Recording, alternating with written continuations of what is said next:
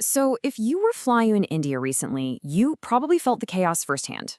I'm talking about airports completely jammed, flight boards just lighting up with cancellations. It was a mess. This wasn't just a few bad travel days. This was a total systemic meltdown. Today, we're going to unpack this whole thing, the great Indian aviation crisis, to figure out what really grounded the entire system. So the big question is simple, but the answer is huge. Why? Why did the whole system just break? How does one of the world's fastest growing aviation markets suddenly grind to a halt, leaving thousands of us stranded and costing the economy crores every single day? And to really get a sense of the scale here, just look at this number. At the absolute peak of this crisis, a single airline, IndiGo, was losing up to an estimated 65 crore rupees. And that's not total, that's every single day. We're talking lost revenue, passenger compensation, damage to the reputation, you name it. The financial stakes here were just immense. Now, you might have heard this was all because of some new safety rules for pilots. And, that's partly true. But it is not the whole story. Not even close. Those rules, they were just the trigger. The real problem, the ticking time bomb waiting to go off, was a massive nationwide pilot shortage. Okay, so these new rules are called Flight Duty Time Limitations, or FDTL for short. They were brought in by the regulator, the DGCA, to fight pilot fatigue and make flying safer, which is, of course, a really crucial goal.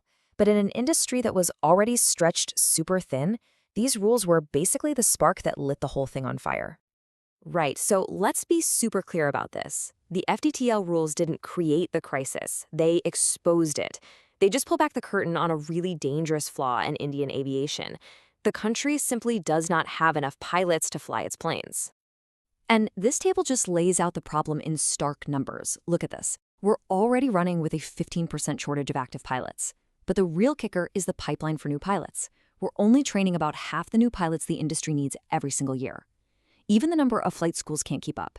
It's a classic case of demand just completely blowing past supply. This chart really drives the point home. You can see that massive gap right there. India's flight schools are pushing out maybe 1,300 pilots a year, but the industry needs almost double that. This means there's absolutely zero slack in the system. Any little shock, like these new FTTL rules, and boom, instant chaos. And this brings us right to the airline at the center of the storm. IndiGo knew about this national shortage. Everybody did. And yet they still chose to operate with a razor-thin pilot buffer. They were prioritizing keeping their costs low over building any kind of resilience. So when the new rules hit and they suddenly needed more pilots on the roster, well, they just didn't have them. So who's really to blame here? Is it the airline that wasn't prepared? Or is it the regulator who brought in the new rules? Well, the analysis here points to a very clear conclusion. This was a crisis of two halves. Both sides share the blame, right down the middle. Yep, the responsibility is split 50-50.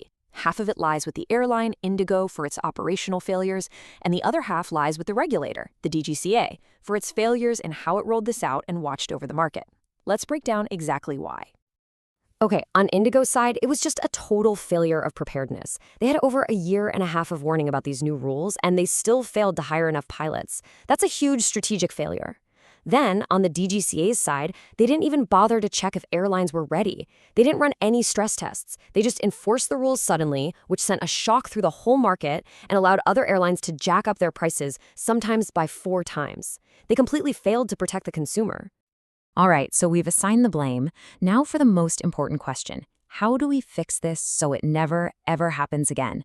Let's talk about the solutions for actually future-proofing our skies. For the regulator, the path forward seems pretty clear.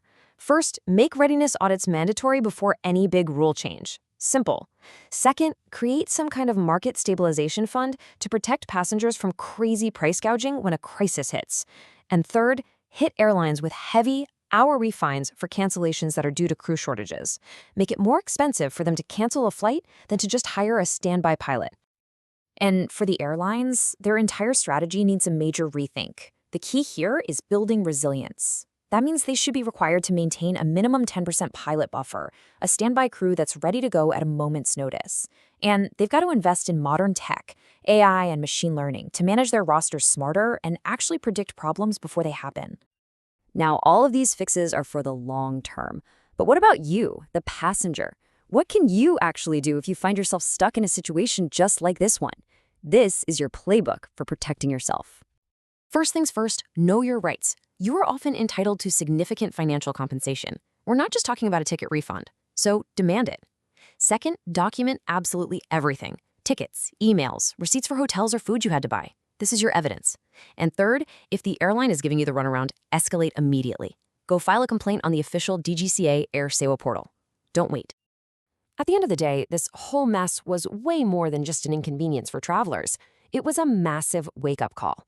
It revealed deep, deep cracks in a system that is vital to India's economic ambitions. And as this analysis concludes, the cost of this kind of chaos is just way too high to ignore. Which, of course, leaves us with one final and really crucial question. Both the industry and the regulator have been shown exactly where they failed. We have a clear roadmap for how to fix it, but was this wake-up call loud enough to force real structural change? Or are we just doomed to see this happen all over again? I guess that remains to be seen.